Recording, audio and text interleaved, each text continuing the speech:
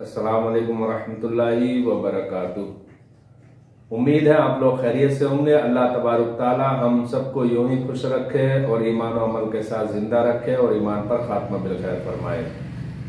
माह रमज़ानुल मुबारक का अजमत और बरकत वाला महीना चल रहा है। इस मुबारक महीने के अंदर सदका फित्र दिया जाता है। तो आज मैं आपको इस क्लिप के अंदर कि सदका फित्र किस पर वाजिब है, सदका फित्र किसको देना है, कितना देना है और कब देना है, इंशाअल्लाह ये बुनियादी बातें जो आपके लिए बहुत ही ज़रूरी हैं, इस क्लिप के अंदर मैं आपको बताने की कोशिश करूंगा। आपके भी जहन में कोई मसला हो या कोई सवाल हो तो आप अपने सवाल को कमेंट में पेश करें। इंशाअल्लाह मैं उसका जवाब देने की कोशिश करूंगा। हमारे एक भाई हैं जिन्होंने ये पूछा है कि आप सदका फित्र के बारे में कुछ वीडियो तैयार करें, जिनका नाम जनाब मुजम्मिल रजा है। आइए इस चीज को हम जानते हैं, सदका फित्र किस पर वाजिब है। तो सदका फित्र हर माली के निसाब पर वाजिब है, यानी जिस पर ज़कात फर्ज और वाजिब है उसी पर सदका फित्र भी वाजिब है। ऐसा नहीं है कि हर आदमी को सदका फित्र निकालना है। आमतौर पर बहुत से गरीब हजरात ये सोचते हैं हमको भी सदका फित्र देना है क्योंकि हमने रोजे रखे हैं, तो इससे रोजों का ताल्लुक नहीं है। बल्कि सदका फित्र अगर सब पर जरूरी हो जाए तो फिर सदका फित्र दिया किसको जाएगा। तो सदका फित्र जिन पर ज़कात वाजिब है, जरूरी है, उन्हीं पर सदका फित्र निकालना जरूरी है। सदका फित्र मर्द माली के निसाब अपनी तरफ से, अपने छोटे बच्चों की तरफ से सदका फित्र निकालना उसको वाजिब है, जबकि ये छोटे बच्चे खुद माली के निसाब ना हो। अगर माली के निसाब हैं तो इन बच्चों के मिल्कियत से इनकी तरफ से सदका फित्र अदा किया जाएगा। और जो बच्चे बड़े हैं यानी बालिग हैं और वो आकिल हैं, गनी नहीं है, मालदार नहीं है, साहिब निसाब नहीं है, तब भी बाप अपनी तरफ से बालिग औलाद की तरफ से सदका फित्र अदा करेगा। और अगर ये बालिग औलाद साहिब निसाब है, गनी है, तो इनके माल से अदा किया जाएगा। और औरत अपनी तरफ से सदका फित्र निकाले। तो जो भी साहिब निसाब है उस पर सदका फित्र निकालना जरूरी है, वाजिब है। सदका फित्र किसको देना है यह आपने जान लिया कि किस पर वाजिब है, लेकिन देना किसको है ये सदका फित्र।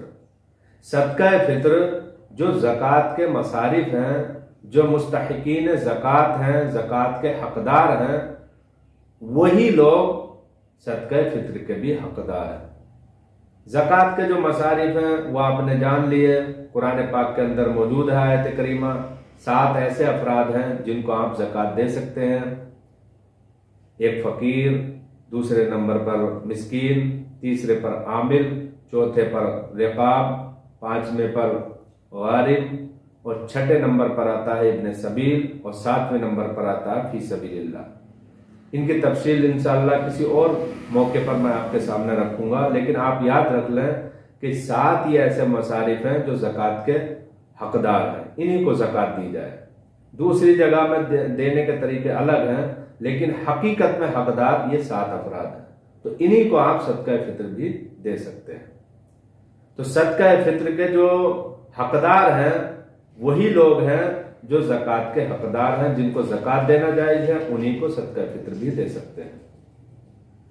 सदका फित्र कब निकालना है? सदका फित्र आमतौर पर पूरे साल में जब चाहें आप निकालेंगे तो अदा ही कहलाएगा, कज़ा नहीं होगा। अगर आपने पिछले साल सदका फित्र अदा नहीं किया है तो इस साल आप निकाल सकते हैं। लेकिन मुस्तहब जो मुस्तहब है, अच्छा तरीका है, वो फजर सादिक यानी फजर का वक्त शुरू होने के बाद से और ईद की नमाज से पहले पहले का जो वक्त है, इस वक्त में सदका फित्र को अदा करना ये मुस्तहब है। फतावा आलमगीरी कितना देना है? सदका फित्र अगर गेहूं आप दे रहे हैं तो आला तहकीक पैमाने की यह है जो सैयदी इमाम अहमद रजा फाजिल बरेलवी ने अपनी किताब फतावा रिजविया में तहरीर फरमाई है। आला तहकीक यह है 2 किलो 47 ग्राम गेहूं, यह इसका आटा, यह इतनी कीमत आप अदा करें। और ये निस्फ सा का पैमाना वजन है। 1 सा जो मुनक्का खजूर अगर आप देना चाहते हैं तो 1 सा, और गेहूं अगर देना चाहते हैं तो आधा सा। आधा सा का जो वजन बनता है 2 किलो 47 ग्राम।